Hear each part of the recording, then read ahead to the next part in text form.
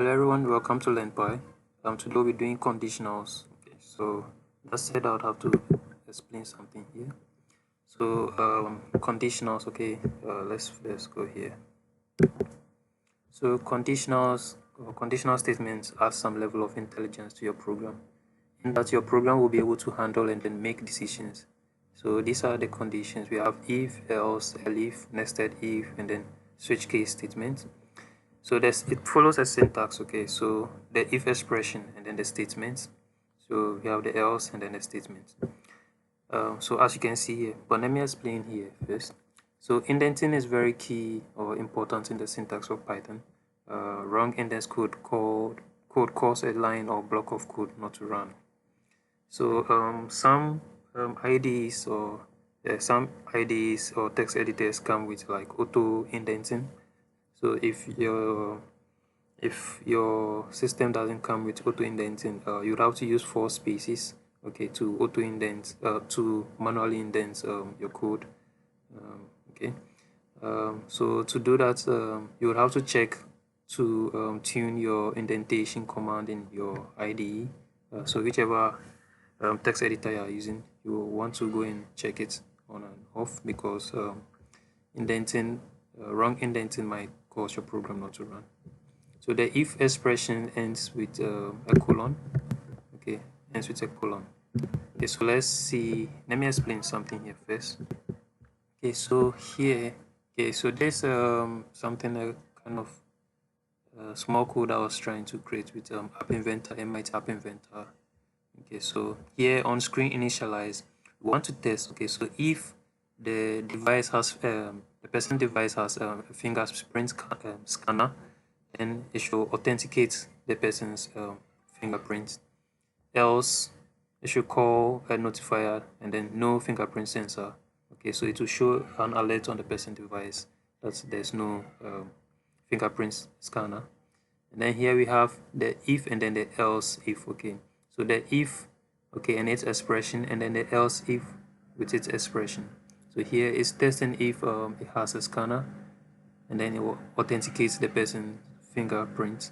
And then else if, okay, so else if the person doesn't have the fingerprint scanner, then it should show this error notice, and then it should call a floating button to show. Okay, so the floating button, I had to follow it to, where's the floating button? Floating button. Okay, so the floating button allows the person to view this URL in the browser. Okay, so that is for making like intelligence your app or your Python program to be intelligent. Okay, so using the if or the conditionals. Okay, so here there's a simple if. Okay, so here we are creating a variable called speed, and then we assign it a value called a value 60. Now if speed, okay, is greater than 50, then it should print that's first. Okay, so when we printed it out, give us that's first. So let's try that out. I'm going to insert a cell below. I'm going to create a value called temp. So temperature equals, let's say, 20. So if temp is greater than, excuse me, greater than, let's say greater than, let's say 10. Okay, sorry, I have to add a colon. Okay, so colon. Okay, so you can see when you added a colon, it did a space, indentation for us. So print into brackets, that's code. Okay, so let's try that. So we run it. Okay, so that's code because temp is greater than, let's rather do it that's hot. I'm not familiar with this texture thing, so let's, okay, so that's cool. Hot. Okay, so we printed that's hot. Sorry, that's hot. Okay, so temp. Okay, so let's see something. I'm going to de-indent it, and then when I print, you see we have an error. Then our trace back is in the line. That's a print. Okay, so expected an indent block. Okay, so to do that, 1, 2, 3, and 4. Okay, for it to work. So 4 spaces gives you a good indentation. Okay, so let's see here. So here you can assign like a multi-line assignment of variables. So here I declared a variable x and y equals 2 and 5. Okay, so 2 is assigned to x and then 5 is assigned to y. Okay, so if x, okay, x plus 2 is less than y, which is 5, then create a variable called a, then it should print the that whatever is stored in the variable st. Okay, and then since 2 is less than y, it did print a. Okay, so let's try that out. Insert a cell below. We're going to type the same thing. So x, let me do it x, comma y equals, let's say 3, comma, and then 5. So if x is less than x is less than y, so bring the colon, and then let's store this value in a string in this variable equals, and the quotes hello. So we're going to print st.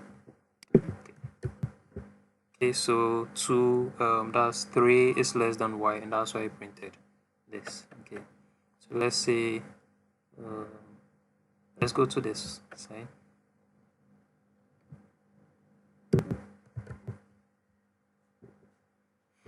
Okay, so that was for the if. Okay. So now let's do the if else. Okay, so if else, so let's see how it's written. So your expression and then your statement. Okay, and then your else and then the statement. So here what happened here is if x is greater than y, then it should do this. Okay, so we are storing this in this, and then you should print it out. Else it should what? Print this. Thank you. Okay, so if x is greater than y, which is x is 2, and then 2 is not greater than y, which is 5. 2 is not greater than 5. So it's what skip this line and then went to print this. Okay, so it works, it moves to, or it runs through all this. If the condition isn't satisfied, then to move to this, and then it prints this. Okay, so we are going to try that out. Just insert cell. We're going to type the same thing. X, comma y equals 3, comma 10 or 20. So if x is greater than y, and then colon, let's store, create a variable and then store something in that variable. Let's see,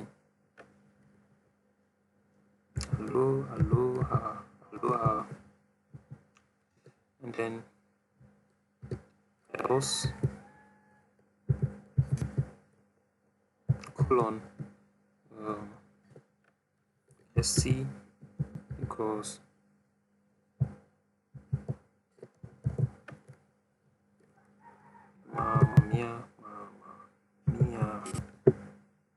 mama else colon mama mia. Okay, so you're going to print st. Sorry, here we have to add st, so print st. Okay, so let's see what happens. So it prints Mamma Mia. So it went through this, and then the condition isn't satisfied. So the condition is satisfied here. So, and that's why it printed the value here, or whatever expression is coded here. Okay, so it moves through this isn't satisfied, then moves through else, so that it's satisfied, the condition is satisfied, and that's why it printed. It didn't print this, but printed this.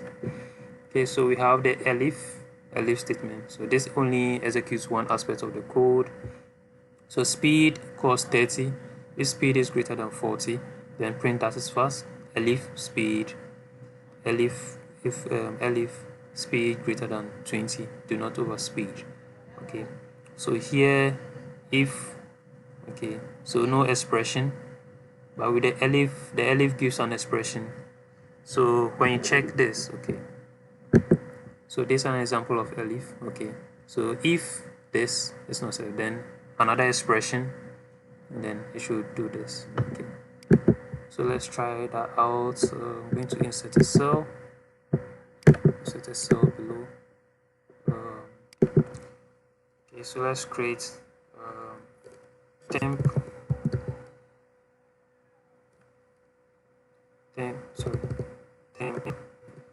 equals 100 if temp, so if temp is greater than 120, bring a colon, print into brackets the quotes, and then that is hot,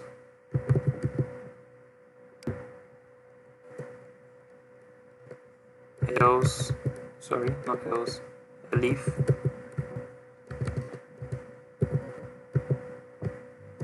temp is greater than, let's say, 90, bring a colon, and then print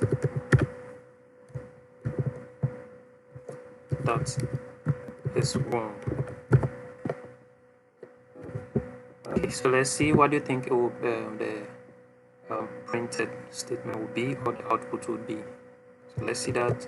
Okay, so that is 1. Okay, so if temp is greater than 120, so 100 is not greater than 120, so it went through this, and then there's elif if temp 90, that's if 100 is greater than 90, then she prints that is 1. Okay, so 100 is indeed greater than 90, so we printed it out. So that was our output, that is 1.